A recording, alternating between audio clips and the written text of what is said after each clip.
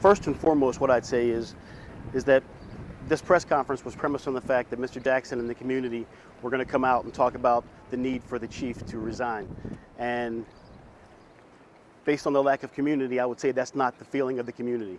I can tell you from the PBA, we support the chief. We think she's done an excellent job.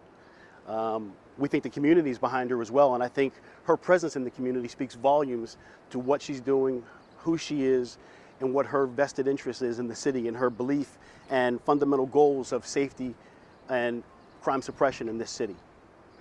And I don't want to all due respect to Mr. Jackson, I'm not here to stand here and refute every fact and figure that he spit out, but I can tell you that last year they had 28 homicides. This year they've only had 8 thus far.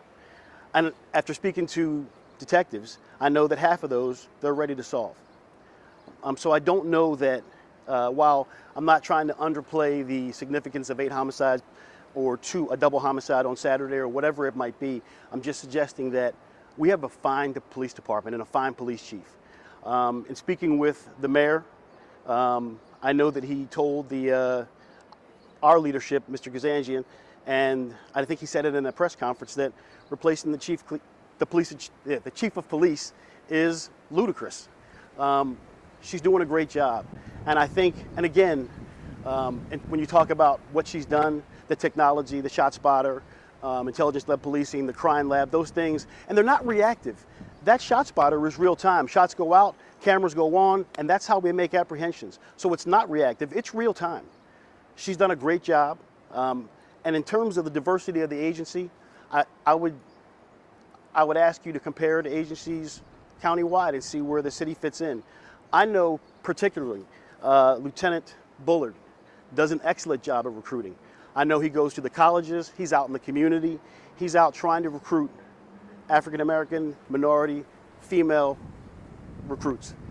He does it constantly. Every time it opens up, I can count on Lieutenant Bullard to be in the community trying to bring out applicants. So this isn't a crisis that we're in. And I know that I watched the workshop today, and what I heard and understood was she asked for the direction of the current administration. Prior to today, she had a different mayor. There was a different board, and they gave her direction and the resources that they thought she needed to accomplish their goal. If the mayor has a different vision, if this commission has a different vision, give it to her, give her the resources, and give her an opportunity to carry it out. I also, besides being counsel for the PBA, I live, work, and play in this city too. I've been here for almost 30 years. So I too have a vested interest in what happens in this city and what goes on in the crime. I'm not just the PBA lawyer talking about the PBA. I live here, I work here. And so I'm familiar with this police department. I know what they do, I know what their potential is, I know how they operate. We have a fine police department here. We have great men and women that serve every single day. The police chief came up with me. We came up in the agency together. And she's a great police chief. She has the experience, she has the knowledge, and she's doing a great job. And if you ask the community, they're going to tell you the same thing. I think we can't dispute that there is violence, specifically focused in the north end of the city, and it's been going on for years. This is even before Chief Mooney took her position. Yes. I know you can't talk about specific strategy within the department because that's not your role. And I don't work there. Right. But with your experience and working with the PBA and working with all the officers involved, do you feel like this falls on the person at the top, or is this something that's going on below Chief Mooney that maybe needs to be restructured in order to put more focus on this part of the city that apparently is a problem, an ongoing problem? When you talk about how to change the focus to combat ongoing violent crime, you're talking about violent crime that precedes both you and I. I think the police department is doing their job. They're focused on trying to create innovative ways to stop it. They're putting people on the street, and I take exception almost a little to the fact that Mr. Jackson says we need more community-involved policing. For the last 20 years, that's what I know from the police department. They have community involvement. I see people all the time who call officers by their name, their cell phones. They know them personally.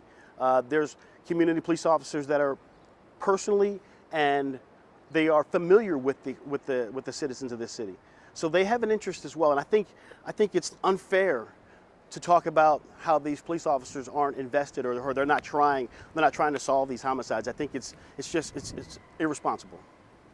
Anything else you'd like to add? That's it. Thank you. After another homicide this weekend, double homicide and another shooting in the city, I mean, where do you see the city moving forward to try to catch these people? Well, like I said, my understanding is, and forgive me, I did have one more thing to say. If Mr. Jackson knows the identity of people involved in homicides or violent crime, I encourage you to go talk to your local police officer or call the station, because that's part of the reason, and that's one of the systemic reasons why we're not solving these crimes. We need people like Mr. Jackson, who knows who committed this double homicide, to come forward and tell us. And so, to answer your question more specifically, I expect that our homicide division to do what they do, and I expect them, and based on Mr. Jackson's assertion, they're going to know who did this homicide if they don't already know.